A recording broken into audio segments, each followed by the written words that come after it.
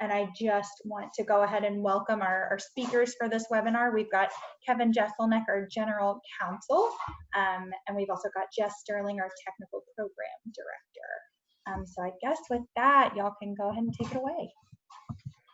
Thanks, Julia. Like Julia said, my name is Kevin Jesselneck. I'm the General Counsel for Chattahoochee Riverkeeper. Thank you for everyone that's joining us via Zoom. I'm sure a lot of us are newly emerging experts in this technology. Thanks for everyone who may be watching on Facebook. This is the second in what we're maybe calling our Let's Chat webinar series. Chattahoochee Riverkeeper has a lot of experience putting kind of presentations like this together for our members. And we've been talking a long time about increasing our webinar and online footprint.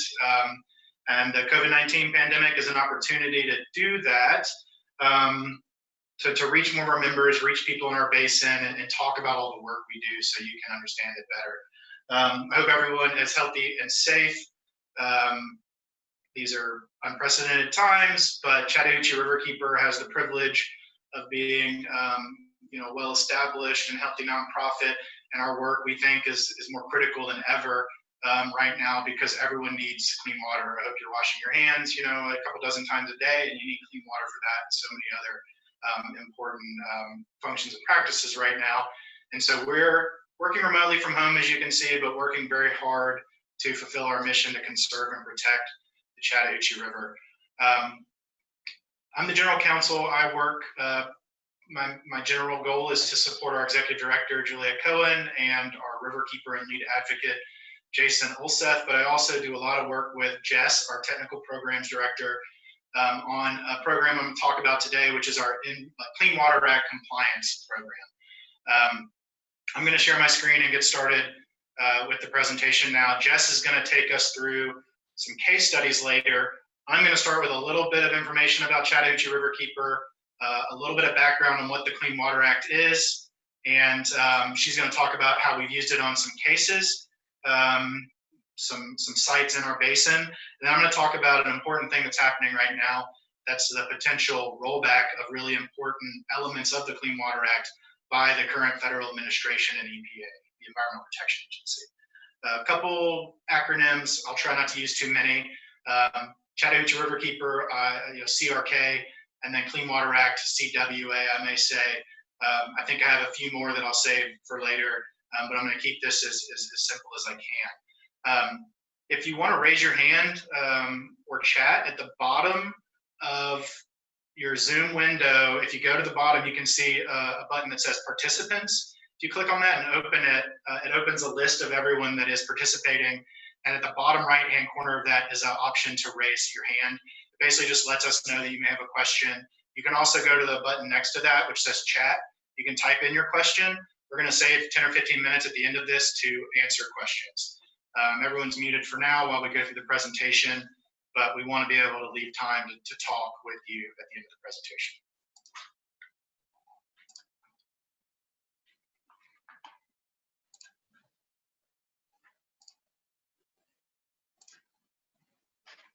So Jess, you can give me a nod if you see my screen now, the presentation.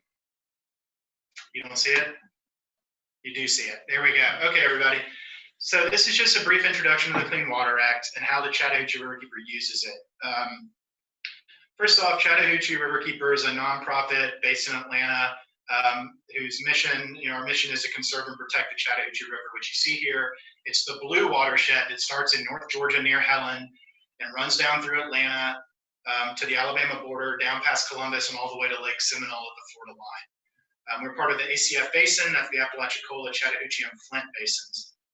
Flint and Brown there in the Apalachicola at the bottom in green.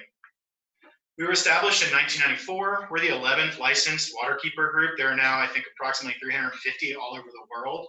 We have more than 10,000 members and supporters in the Southeast. We have 3 offices. Our headquarters in Atlanta. We have one near Lake Lanier in Gainesville and one in LaGrange, which is near West Point Lake. We focus on advocacy work, education, research, communications, monitoring, and we will take enforcement, legal actions when we need to. That's what we're going to talk about today. I like this graphic. It shows how unique the Chattahoochee is.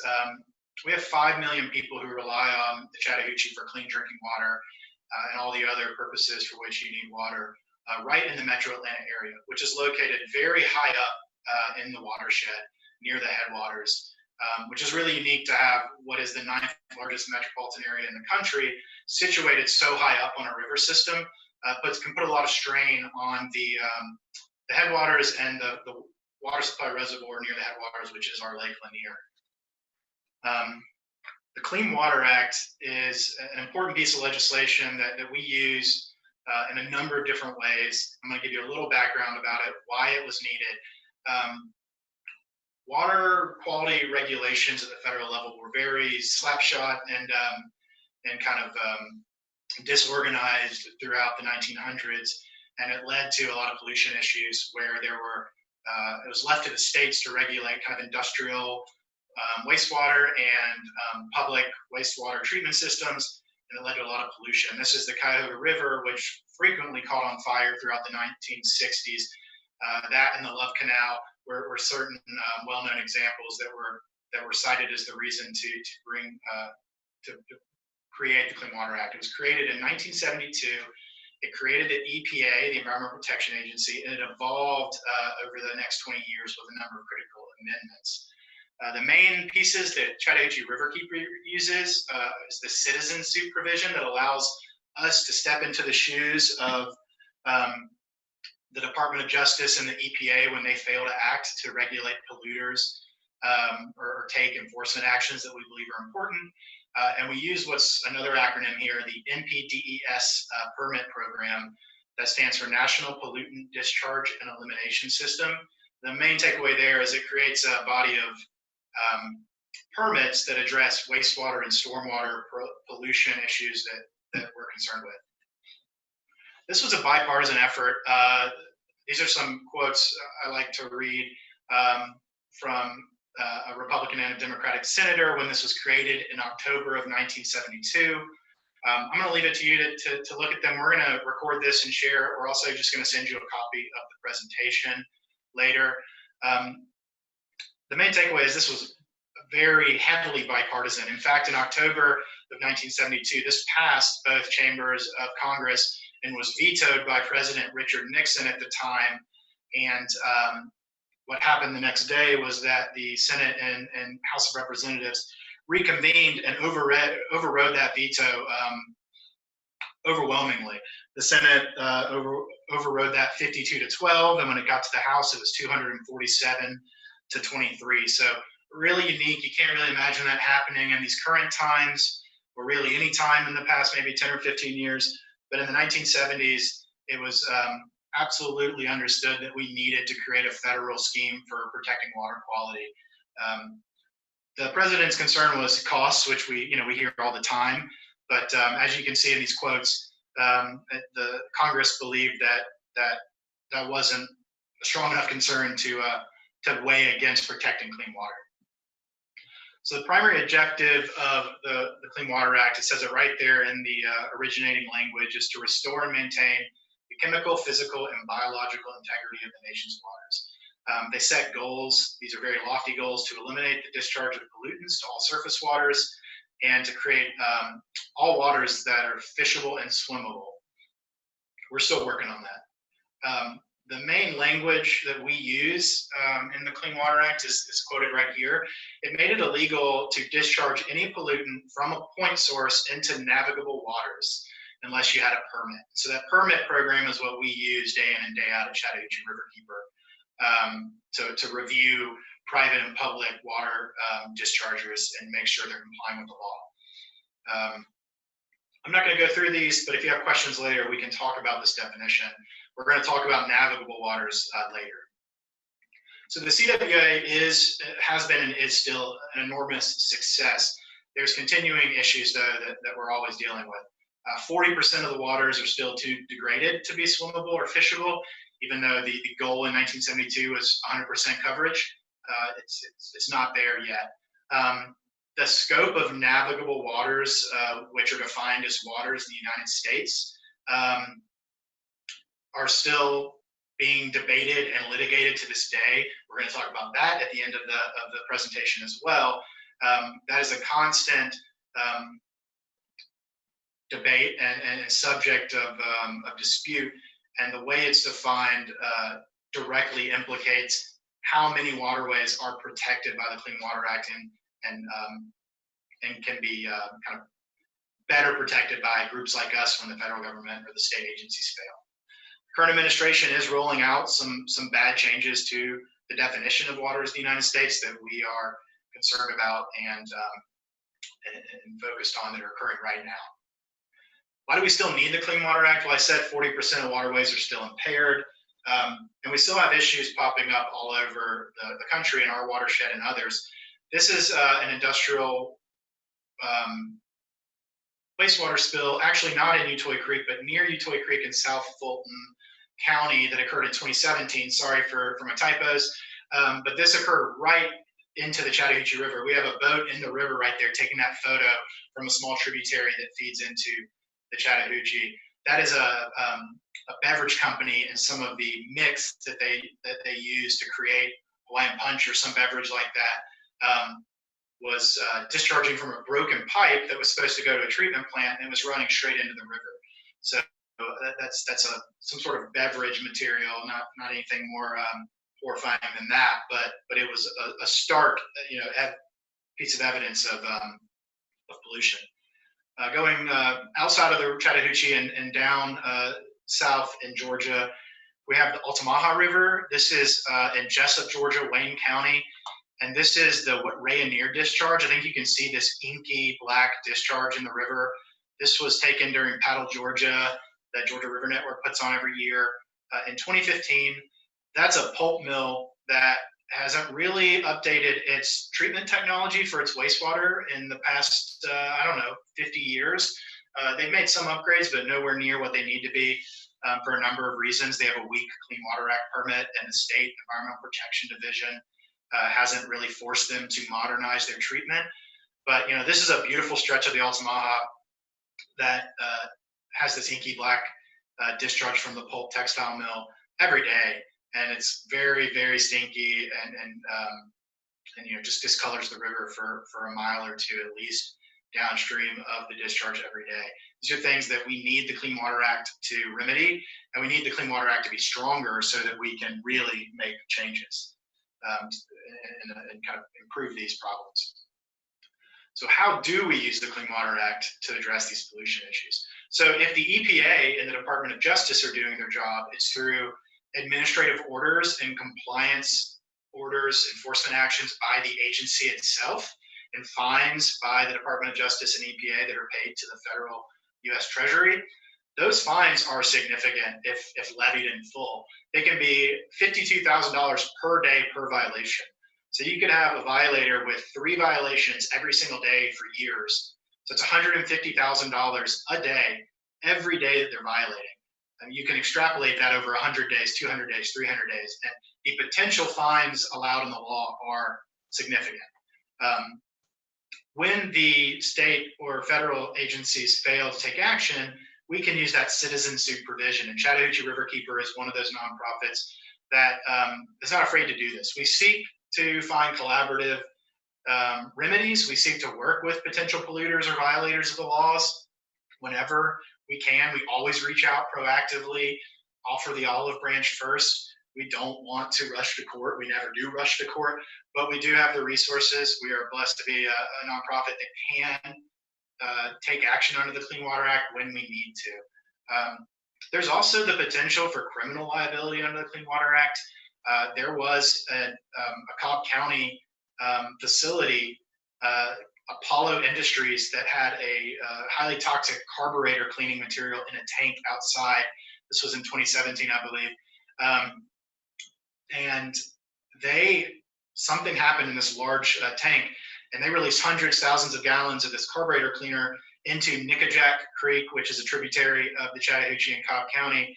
And the U.S. Attorney in Georgia, B.J. Pak, actually held the manager of that facility criminally liable for that release because he knowingly continued and the release after he discovered it and essentially swept these contaminants, this toxic material, into the tributary once they discovered it was knowingly done, not negligently done, not unintentionally done.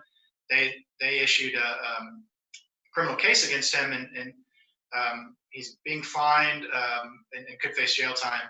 And that jail time can be significant. It isn't the typical case, but fines can be up to $50,000 if it's intentional actions per day per violation. So these are severe penalties that can be levied against violators.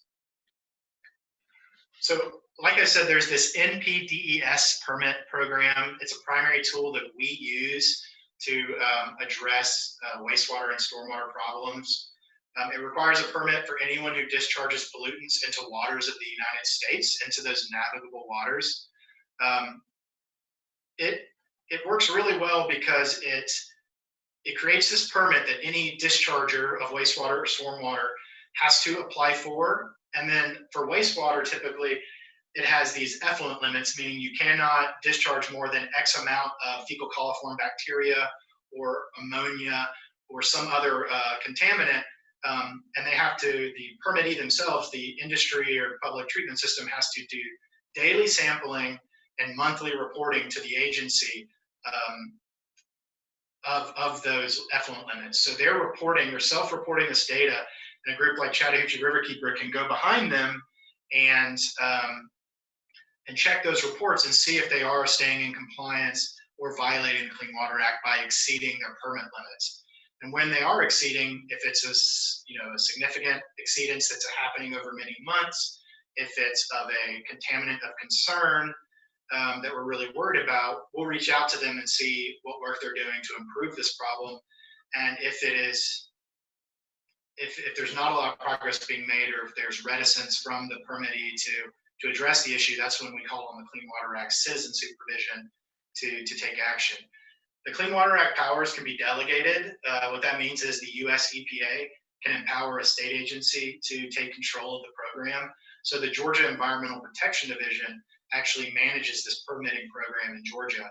They also can further delegate some of that power to the local cities and counties to do some of the inspections and permit issuances. So we're dealing with the EPA sometimes, the state mostly, and county and city governments at times as well. So that's just more information about the fact that the state EPD, Environmental Protection Division, is delegated to be the agency in charge of Clean Water Act permitting in Georgia. So I've noted wastewater and stormwater. They're both covered by the Clean Water Act. I'm going to hand it over to Jess Sterling in a minute after another slide or two, and she might talk a little bit more about why stormwater monitoring and compliance is so important. I'm going to talk very briefly about wastewater. Wastewater is the treated discharge from either industrial, think textile mills like Rayonier, or municipal wastewater treatment like City of Atlanta, Cobb County, Gwinnett County, where they take in our sanitary sewer waste and treat it before discharging it back into the Chattahoochee River or tributary. So all of those facilities, whether it's a private industry or a city or county, have a permit under the Clean Water Act for that wastewater release. So we review those permits frequently. They're reissued every 5 years. We participate in that process to talk to the permittee and talk to the state agency about how to make those permits stronger. But if the permittee is violating those, we can use the Clean Water Act citizen suit to bring a lawsuit. And that's how the Chattahoochee Riverkeeper really came into being with the City of Atlanta lawsuit back in 1995. For decades, the City of Atlanta was just discharging untreated sewage waste into the Chattahoochee directly and into tributaries like Proctor Utoy Creek through its combined sewer system. And so Sally Bethay, our founding director and Riverkeeper, and Rutherford Seidel, our founding board chair, and a number of other people banded together and formed what was the Upper River Chattahoochee Riverkeeper at the time to sue the City of Atlanta for these clear violations of the Clean Water Act. They were discharging waste without a permit, without treating it, and creating a lot of pollution through bacteria issues in the river downstream of Atlanta.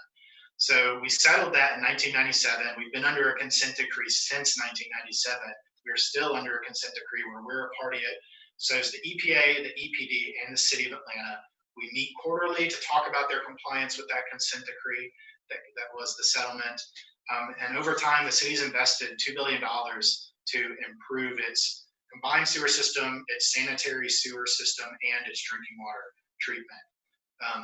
They've reduced the problems with the combined sewer system by 99% by 2014. And we've documented downstream improvements that are very significant. This graph is something CRK put together a few years ago, but you have on the y-axis here, bacteria levels in the river is measured in Whitesburg, Georgia, downstream of Atlanta over time. This x-axis here is the time. You can see they were really bad in the 80s. They peaked again in the 90s around the time we were settling, and they were just beginning the city of Atlanta to improve the system. The city substantially completed its major repairs in 2008. And since then, we have seen an 80% improvement in bacteria levels in the river downstream of Atlanta. So the river's cleaner than it was for many, many decades. That's a direct result of the improvements the city made because of our lawsuit under the Clean Water Act. So that's one of our biggest examples, and that's a wastewater problem we've addressed. There's still work to be done. We're a 430 some odd mile river.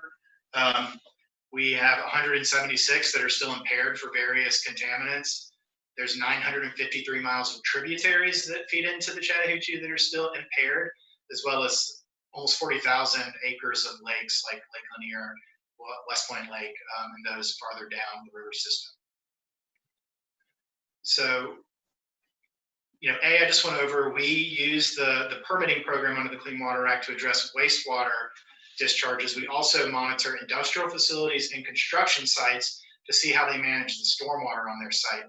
We're always concerned with stormwater when rain comes, mixing with metals and other contaminants on industrial sites, or with just the dirt that flows from a disturbed construction site. And there's Clean Water Act permits that address industrial stormwater and construction stormwater. So for industrial facilities, they have a permit they have to comply with. For a construction operator or developer, when they disturb a site, tear out the grass, cut down trees, take it down to a dirt field to build something new, they have a permit they have to comply with to ensure that they're not sending a bunch of pollution into the river. So we have two case studies. I'm going to let Jess Sterling talk through these. I'll handle the slides. Just let me know when to change them. Okay. But Jess, take it over. Okay. Hi, everybody. So as Kevin mentioned, when we're concerned about the pollutants that run off industrial sites and stormwater and construction sites when it rains. If these facilities don't comply with their permits, we have the power to file citizen suits under the Clean Water Act. And so I'm going to talk about two examples of facilities that we've worked on since I've been at CRK.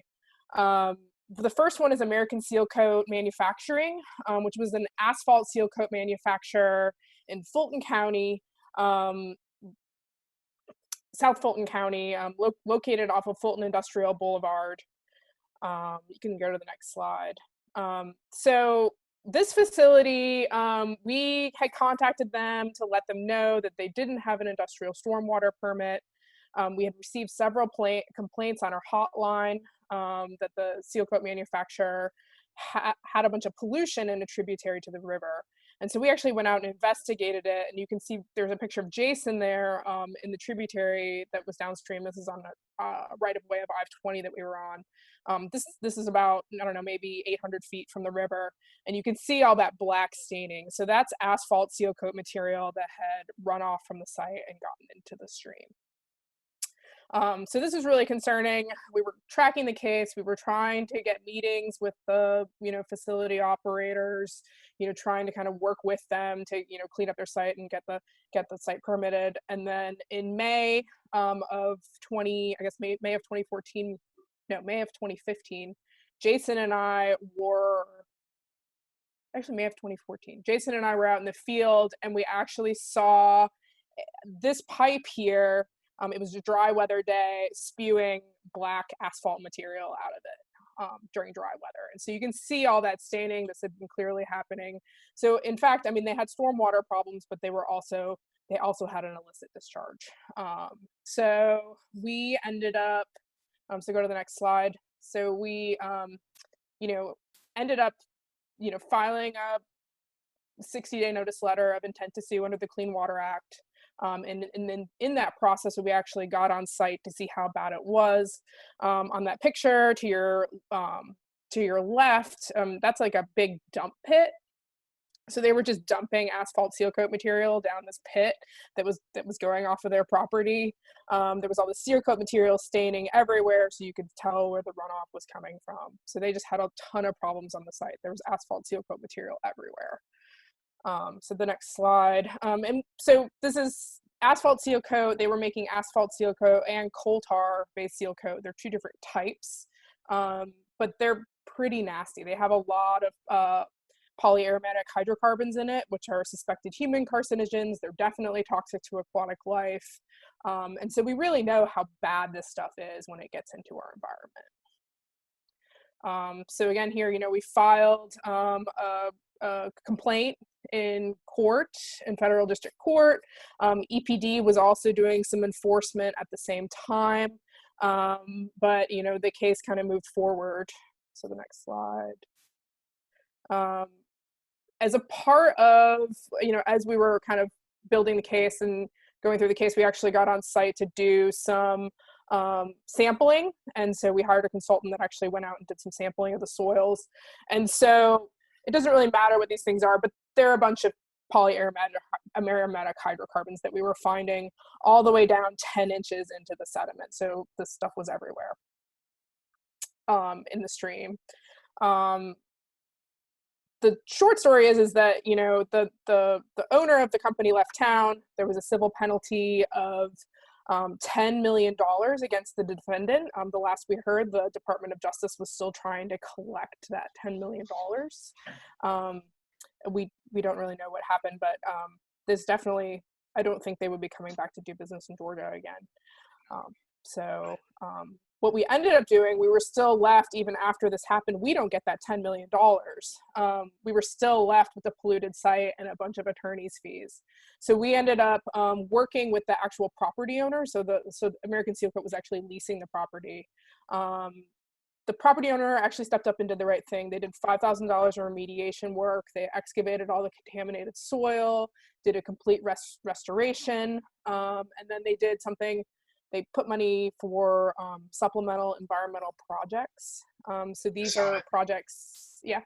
I'm gonna take a minute just to talk a little bit about how the citizen suit works in this context, and why the Clean Water Act is such a valuable, powerful tool to use when we find these kind of violators of the act. The Clean Water Act is not exactly strict liability, meaning you don't need evidence other than the permit violation on paper, but you don't need a lot of evidence, and you don't need to really make a big case if you have data that shows they're violating the black letter law of the Clean Water Act. If they have a discharge limit, or if they have certain requirements in their permit and they violate them, then they violated the Clean Water Act and they're liable. And the Clean Water Act says the owner or operator. So in this case, the operator ran off. They were issued a $10 million default judgment. So if they ever come back to Georgia, the owner of that company is,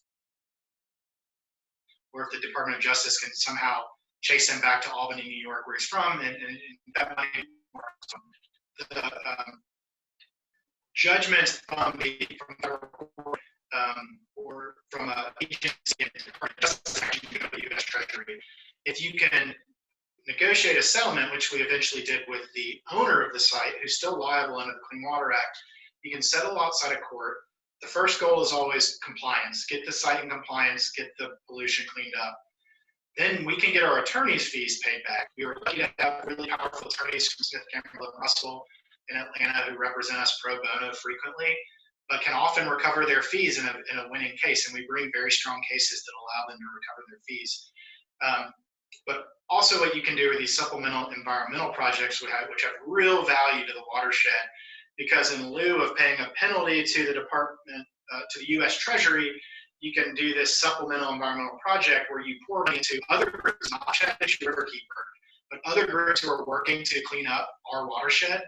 So in this case, $40,000 went to the state. Actually, we paid had that money go from the owner to the Wildlife Resources Division of EPD, the Environmental Protection Division, to maintain a boat ramp in South Fulton that we use all the time to access the river. So we gave them $40,000 to install cameras, to dredge out the boat ramp and keep it clean, to clean up pollution, trash, litter on the site. So we can direct that money, but we don't get it. We can pay our attorneys, we can get the site cleaned up, and then we can improve the watershed by sending some of this SEP money to other entities in the watershed. You can talk a little bit about the before and after, Jess. Yeah. Okay. So thanks, Kevin. So before and after, so they, as I said, they went in and they did a big piece of the money that they paid was the property owner paid was to excavate all the soils. And so we have some really great before and after pictures of them excavating. So that pipe on the left there is the pipe where the Sealcoat material was coming out. They completely excavated it all. They put in a lot of kind of controls to, stop asphalt Sealcoat material from leaving the site too. So there are like pictures of hay bales and stuff like that here. And this is the site. This is similar, close to where that picture that Jason was standing with the black material. They actually went in and they excavated the soil. They regraded the whole. Yeah, so there's the picture. They regraded it all. They grassed it. They put in some logs here to restore the channel. And it looks really, really different today than it did when we first went there. So all in all, it was a good ending to kind of a bad situation. Absolutely. And I know we have the map there, but this tributary is running essentially along Interstate 20, and then takes right down here. It takes a hard left under I-20 and meets the Chattahoochee River and meets another small tributary that flows into the Chattahoochee River. So we were, I think, less than 1,000 feet from the Chattahoochee. So this was very close, and this is a very toxic material that's being released. So that's an industrial site. We found that site because of a hotline call from a member who's always out there. We rely on members and people in Georgia when they see a problem reaching out to us. It's very easy to contact us. That's at chattahoochee.org. You can report a problem anytime you see something. We also, though, when we're looking at industrial issues, we have staff dedicated to this, but we love having our members and volunteers help us as well. We also take a look at construction sites. We have a whole program called Get the Dirt Out. It's focused on construction stormwater. Mud, dirt, leaves, this kind of refuse is a major source of pollution in Chattahoochee. It's not just chemical contaminants like arsenic or the buzzwords you hear when you're talking about industrial processes. Just muddy water depletes oxygen and have really negative impacts on the river. And construction sites, if they don't follow their Clean Water Act permits and put in the proper best management practices, can have really bad impacts when they denude the site, cut down all the trees, regrade and get rid of all the shrubbery and grass, and just have a dirt site.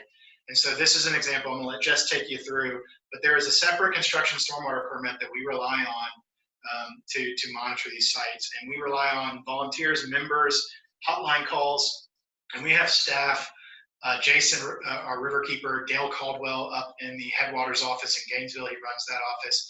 They're out in the field all the time, driving by, looking for problematic sites, and getting out in the field and actually getting data when they find problematic sites.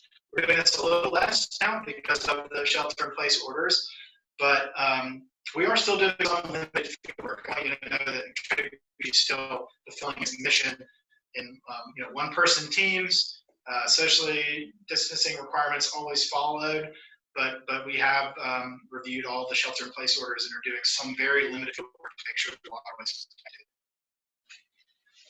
Yeah, so this is a site in Buford, Georgia. So just below Lake Lanier, and it was on a tributary that flows into the Chattahoochee River National Recreation Area called Richland Creek.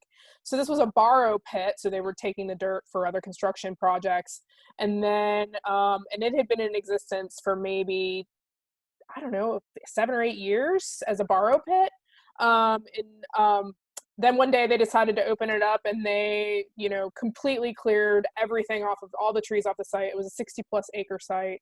and they were going to develop it as a warehouse, I believe. So basically, they cleared the site. They had a permit, so they did get their MPDES permit, but they had put in none of the controls that they were supposed to put in. So they had done some very, very basic silt fences and hay bales. Those things are completely not sufficient to hold all of that dirt on the site. It's a very complicated system of controls that need to be in place to keep this dirt on these construction sites. So we were actually, Dale and Jason were out in the field. You can see this bag of muddy water that was coming off of this site in a heavy rain event, which, that much mud coming off of the site is violates their permit and is against the law. So as I said before, the receiving stream is Richland Creek, which flows into the Sierra NRA, which is one of the top trout streams in the U.S. And dirt is really bad for trout and for all the invertebrates that the trout consume to, support a trout fishery. And it's really bad for recreation and for water quality, drinking water, and all those kinds of things too. So that's one of the things, and it's almost impossible once this dirt gets into the creek to remove it. So that's why it's really important that we have the controls in place and that construction operators are following the laws in order to keep the dirt on the site, because once it leaves, there's pretty much nothing you can do about it. I just wanted to note very briefly, so this photo shows Richland Creek right after a storm event, right downstream from the site. And not only does Richland Creek flow into the river in the National Recreation Area, that 43-mile stretch that goes through Roswell and Sandy Springs and down into Atlanta, that is such a resource for us in the metro area. It is the National Recreation Area ends just above where Cobb County and the city of Atlanta bring in their drinking water. So if you live in the city of Atlanta service area or in Cobb County, you're getting your drinking water from the Chattahoochee, and you're getting that right where the National Recreation Area ends, because that's such a well-protected stretch of river. So sites like this can have a serious problem or serious impact on that drinking water intake that we all rely on. So we filed again a 60-day notice letter of intent to sue. We sent the property owner a 60-day notice letter of intent to sue. Basically, we worked with them, and they actually went in and stabilized the site as per the law, and as they had in their plans. And really, as I said before, once that, there wasn't really a huge opportunity for restoration, because once that dirt, like in the American Sealcoat case, once that dirt gets into the stream, it's almost impossible to remove.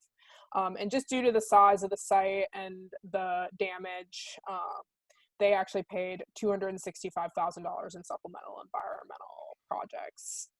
We got all of our attorney's fees back in that. And here are a few before and after pictures.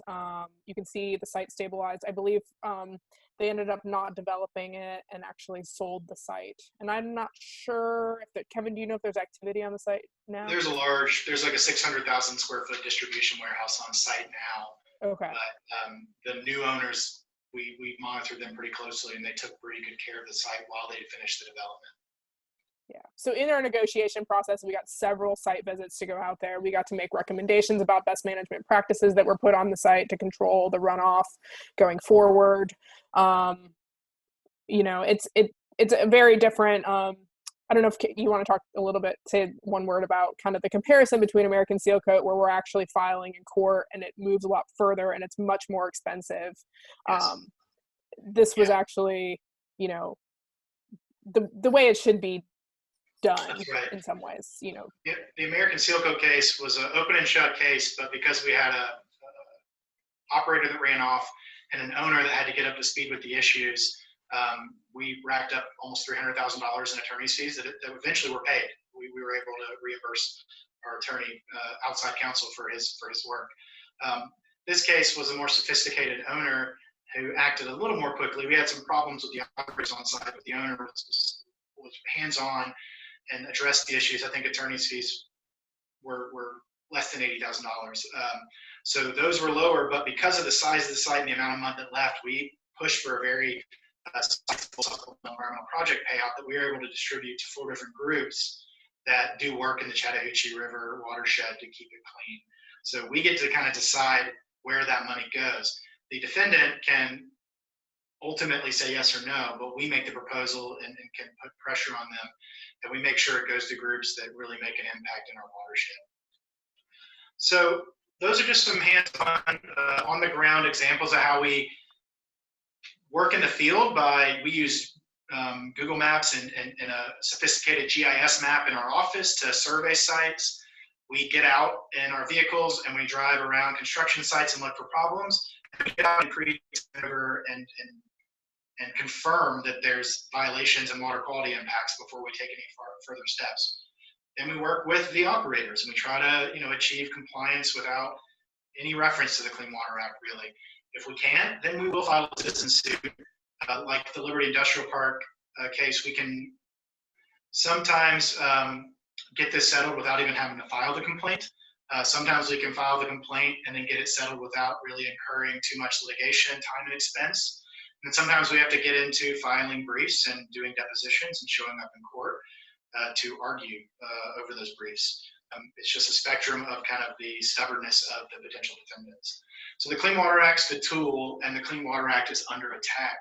I'm going to take just 4 or 5 more minutes to talk about the rollbacks that are on the board right now by the current administration at EPA and federal administration. You've probably heard a lot about these. They've been getting press nationally and locally. There's a kind of a trend right now of weakening environmental protections beyond just the Clean Water Act that we're all very concerned about. And they're constantly monitoring. This is one of the primary roles I can play, is watching all of these federal rollbacks and offering CRK's input wherever possible, and working with partners all over the state, all over the Southeast, to oppose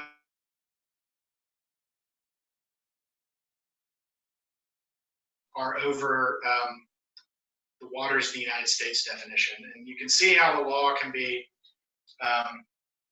problematic. Am I breaking up? Jess, can you give me a nod if you're hearing me? Yeah, you're breaking up a little. You're breaking up a little bit. I'll do my best.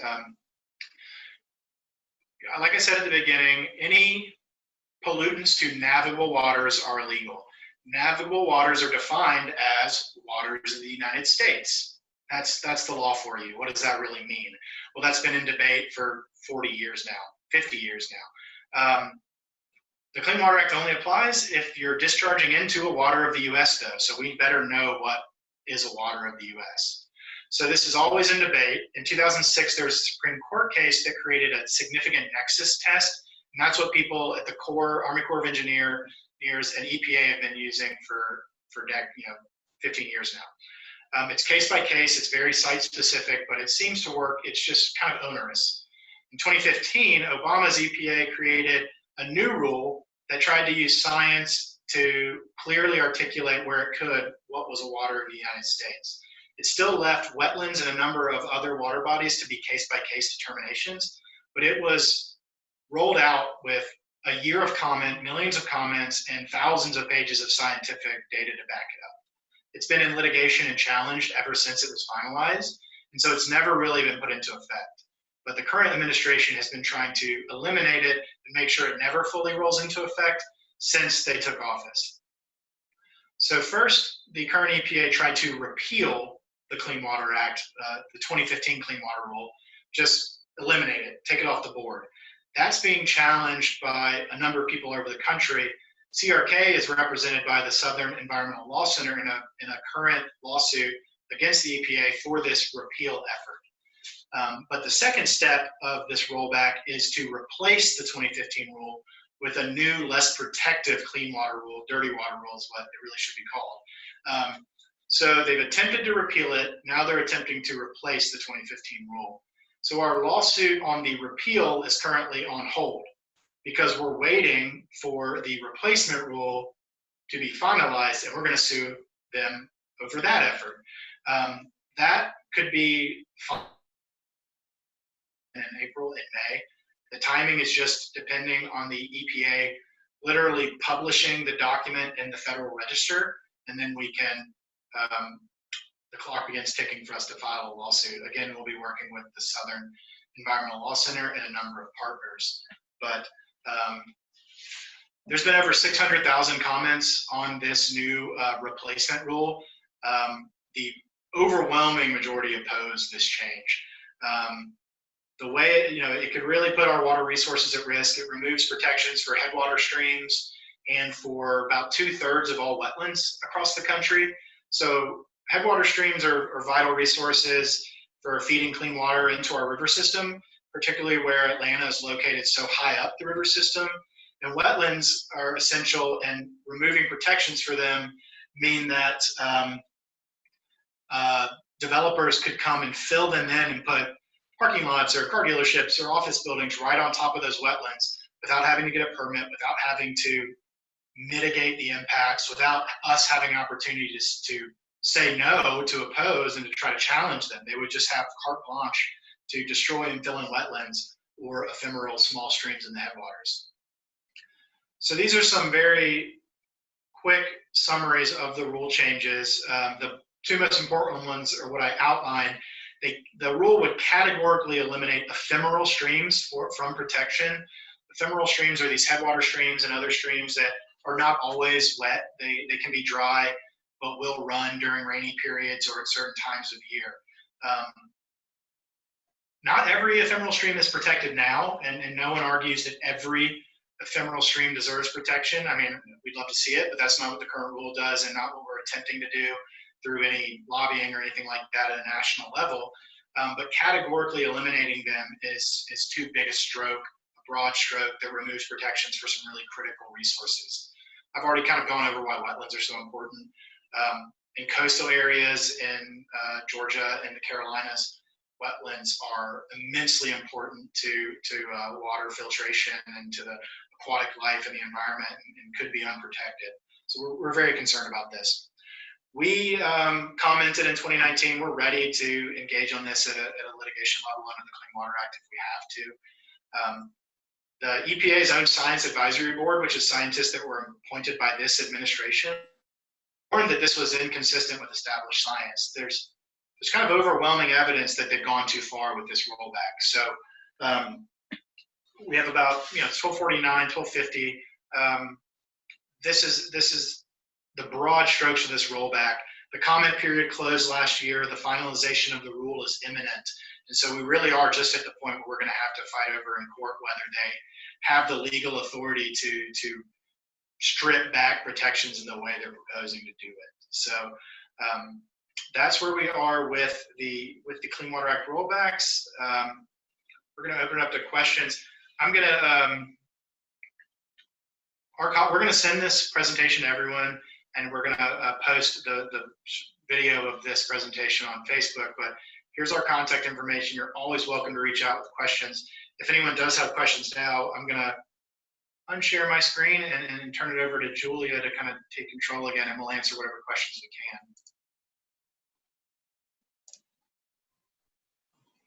Thanks, Kevin. I am not seeing any questions coming in through our Facebook, but like Kevin said, I would just like to take this opportunity, if anybody does have any questions that they would like to ask Kevin or Jess directly, if you want to go ahead and raise your hand here on the Zoom, and you can do that by going down to participants and selecting the arrow and saying you're clicking raise hand.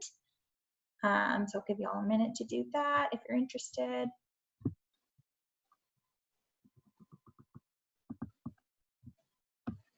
Yeah, okay. Not seeing anybody. Oh, give me just a second. Hey, we can hear you. Yeah, I just want to ask that we do have some lakes around our society, so people are throwing plastic waste there and all. So do we cover such things also? Means can we take action against such people? Means that is a private lake actually. So does the Clean Water Act apply to lakes as well? okay, I just want to ask that what we can do to just notify the owner if that lake is private. Okay, so if you're seeing problems at a private lake, what can you do? Yeah. Yeah, means people are visiting there and throwing plastic waste and just creating nuisance there. So what we can do for that?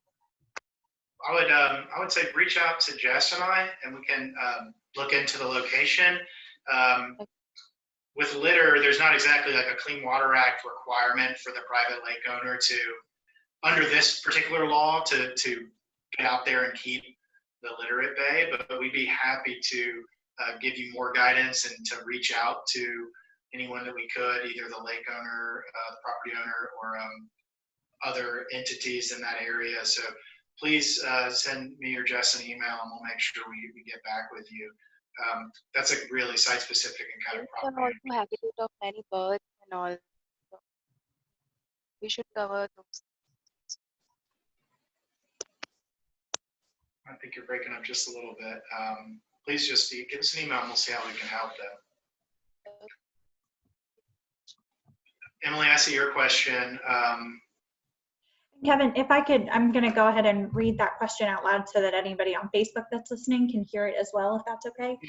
So Emily has asked, the city of Atlanta is under stricter sewage management. Do we expect some of the suburbs to have stricter requirements at any point? I feel like we see news stories about Cobb having significant sewage emissions into the river whenever there are heavy rains, and that seems likely to increase as ground cover in the area does. So Kevin, if you want to address that, that'd be great. That's a really good question, a really good comment, Emily.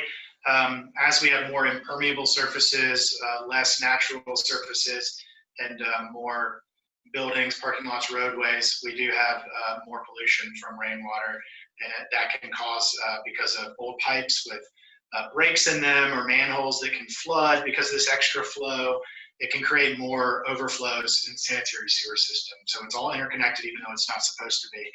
Stormwater and sanitary sewer are supposed to be separate. The city of Atlanta is under stricter management because of the consent decrees they're under right now, because of our lawsuit and EPA actions in the 90s. I don't know that any of the metro suburban operators like Cobb or any of the cities in that area or Gwinnett are having issues on the level of what we saw in the 1990s. The type of violations were pretty severe back then, but you're absolutely right that there's a surge in sewer spills in DeKalb County. There's been some particularly bad spills because of equipment failure and just heavy rains in Cobb County. The permitting authority, which is the state agency here, EPD, is issuing fines and requiring actions of Cobb and other entities that are having these repeat spills or these really large spills. There was a 9 million gallon spill in February in DeKalb County because of heavy rains. In January 2019, there was a huge millions and millions of gallon spill in Cobb County because of equipment failure. And the agency is taking some actions to require repairs and better compliance and more protections. So there are efforts there. That's one where we'll let the agency kind of take its process, take course before we feel like we need to really step in. But I will say that we are involved, even if we're not taking action under the law. Jason Olseth, our Riverkeeper, is able to talk with the director of Cobb County Sanitary Sewer Operations. We are constantly in contact and part of an advisory group for DeKalb County. We meet with the city of Atlanta all the time. We have contacts at all the other metro treatment Department of Watershed Management groups of the different local counties and cities. Mike Meyer is on the call. He's our Neighborhood Water Watch Program Director. He monitors these streams all over the metro area with volunteers and staff and does it himself. So we have relationships when we do find spills to get those spills addressed. But you're right that issues could be increasing or at least remaining problematic, and we're watching it. But the state agency is watching it too right now and taking some action. We're in a constant back and forth communication with the major wastewater operators in the metro area and with the state agency. That was a great question, Emily. And we have one coming in via Facebook as well. This is from Lane. She asked, how can I get involved with clean water in my local community? I think that's my sister. I don't know exactly if it is or is not, but if you're in Columbia, South Carolina, there's a riverkeeper there, the Congaree Riverkeeper, that I'm sure would appreciate support. Get out and do a cleanup. You know, right now our staff are doing some socially distant cleanups. You can go out by yourself or with your family, take a trash bag on a walk by your nearby park or stream. But if you're not in the Metro Atlanta area, there are watershed protection groups in your community. They might not be a riverkeeper, but there are people, you know, focused on this work and trying to keep your community clean.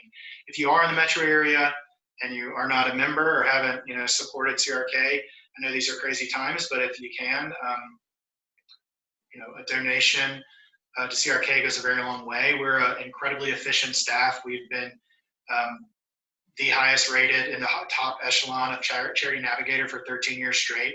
I think less than 3% of all nonprofits in the country can say that. We are incredibly well run by our director and riverkeeper. We have a great board, and we put every dollar we get to work to actually make meaningful changes, either by getting out in the field or by working with local, state, federal policymakers. But you know, thinking about what you're putting into the sanitary sewer system, no wipes, no grease, no fats, oils, or greases, no wipes, no paper towels. I know we're all cleaning a lot, washing our hands a lot. Just toilet paper. Nothing else should be flush. Nothing else should go down your drain than water. But getting out in the community, doing some cleanups, or just finding a local group like ours and supporting them.